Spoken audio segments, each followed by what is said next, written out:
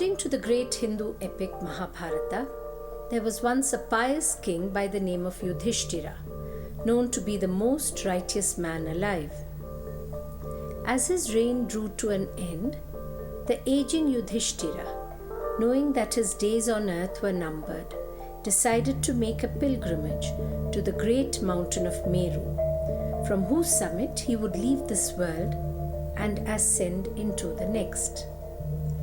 From his palace in Indraprastha, he departed, accompanied by his wife Draupadi and brothers Bhima, Arjuna, Nakula, and Sahadeva. They bypassed the sea of red waters, climbed the mountain Himavat, crossed the sandy deserts, and finally beheld Meru rising before them, the mightiest of all the world's mountains. Yet, as they were ascending the mountain, Draupadi, who happened to be wife to all 5 brothers, fell to her death. There was much grieving by all of them, but only Yudhishthira knew why she had fallen. Although they were all husbands of hers, she preferred Arjuna to the rest of them. And so, by the weight of this small but real and unrepentant sin, she had been dragged down from the mountain. And so Yudhishthira spoke to his brothers and warned them that if they themselves had any small sins to repent, that they must do so now. None of the brothers could think of any misdeed they had not already paid for. And so, believing themselves pure of spirit, they continued their climb up the mountain. Yet, one by one, they continued to fall. Sahadeva for arrogance, Nakula for self-righteousness, Arjuna for bragging, and Bhima for gluttony. One by one, they all fell from the mountain, dragged down by the weight of these petty but nonetheless real sins.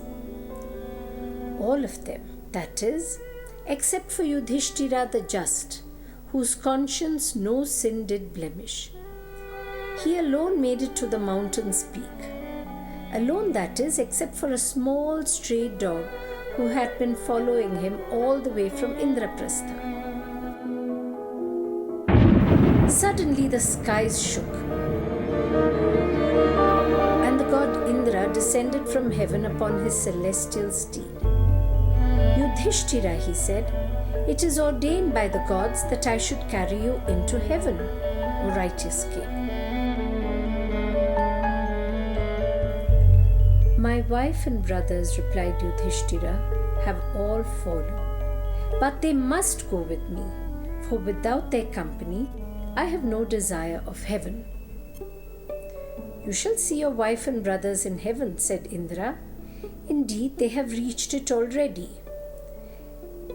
And so Yudhishthira prepared to rise into heaven.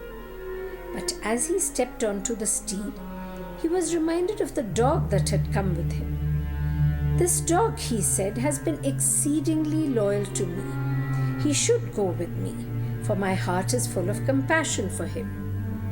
Indra looked down upon him with wonder. By your deeds in life, you have earned immortality and a condition equal to mine. Limitless prosperity, high success, and all the joys of heaven. Cast away this dog. There will be no cruelty in this.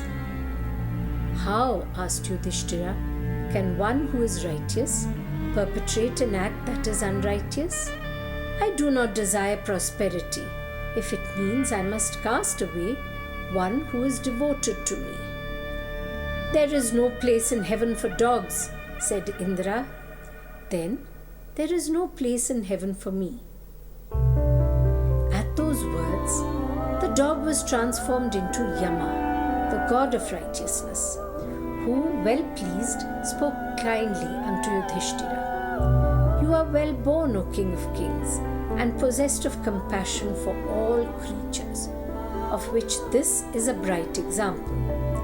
Thinking me to be a dog, and thinking the dog devoted to you, you have renounced heaven itself rather than renounce him. There is none in heaven so equal to you, Yudisthira. You have proved yourself worthy. And so Yudisthira ascended from this world into the next, his worth proven by his love for a dog.